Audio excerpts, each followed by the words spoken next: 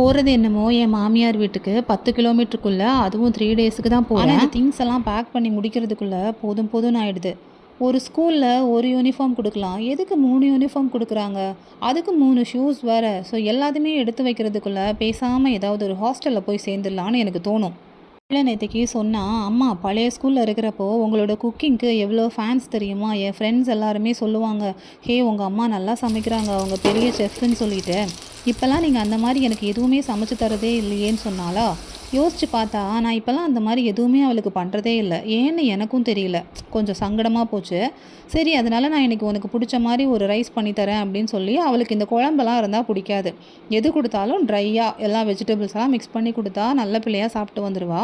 அதனால இன்னைக்கு வீட்ல இருந்த கொஞ்சம் சிக்கன், கேரட் எல்லாமே போட்டு ரைஸ் போட்டு, நம்ம ஊர் ஸ்டைல்ல ஒரு ஃப்ரைட் ரைஸ். இதில வந்து சிக்கன்ல சில்லி பவுடர் போட்டிருக்கேனா, அதனால அது நம்ம ஊர் ஸ்டைல். போடலன்னா அது சைனீஸ் ஸ்டைல். கூடவே எக்கும் நான் வந்து ஃப்ரை பண்ணி எடுத்துட்டேன்.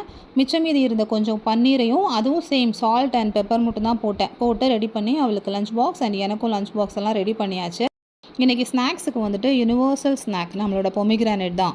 ஆல்ரெடி உரிச்சு வச்சுருந்தேன். ஸோ அதுவும் சேர்த்து பேக் பண்ணி பிள்ளைய ஸ்கூலுக்கு அனுப்பிச்சுட்டு, நானும் அப்படியே காலேஜ் போயாச்சு.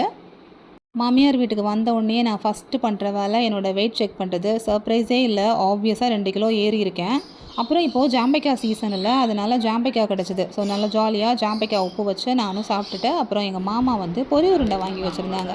சாப்பிட்டுட்டே எப்படி வெயிட் லாஸ் பண்ணுறதுன்னு யோசிக்கலாம்.